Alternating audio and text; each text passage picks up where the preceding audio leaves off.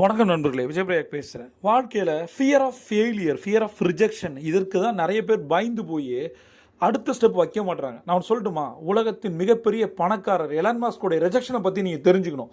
இன்றைக்கி பார்த்தீங்கன்னா world number 1 richest person யார்? Elon Musk. இவருக்கு நிறைய கம்பெனி இருக்குது. ஸ்பேஸ் எக்ஸ் இருக்குது, டெஸ்லா இருக்குது, போரிங் கம்பெனி இருக்குது, நியூராலிங்க் இருக்குது, நிறைய கம்பெனிஸ் இருக்குது. பட் அவரோட ஸ்டார்டிங் பாயிண்ட் என்ன தெரியுமா? அவர் படித்து முடிச்சுட்டு ஒர்க் பண்ணுறதுக்காக நெட்ஸ்கேப்புக்கு அப்ளை பண்ணுறாரு. நெட்ஸ்கேப் என்ற கம்பெனி ஒரு internet based company, software company, telecom company. 1994 தான் ஸ்டார்ட் பண்ணாங்க. 1995 எலன் மாஸ்க் அப்ளை பண்ணுறாரு. ஒரு புது ஸ்டார்ட் அப் கம்பெனியில், ஜஸ்ட் 1 இயர் ஓல்டு கம்பெனியில் அப்ளை பண்ணுறாரு. ரெசியூமை கொடுத்துட்டாரு. பட் அவரால் அங்கே போய் வேலை செய்ய முடியல. இதுக்கு 2 ரீசன் சொல்கிறாங்க. ஒன்று, நெட்ஸ்கேப் எலன் மாஸ்க்கை ரிஜெக்ட் பண்ணிடுச்சு. ரெண்டாவது, எலன் மாஸ்க் ஷைனஸ் இருந்தது. அவரால் யார் கூட இன்ட்ராக்ட் பண்ண முடியல. ரொம்ப ரொம்ப ரொம்ப யோசிச்சு தான் அதுக்கப்புறம் எலன் மாஸ்க் ஒரு முடிவு எடுக்கிறாரு.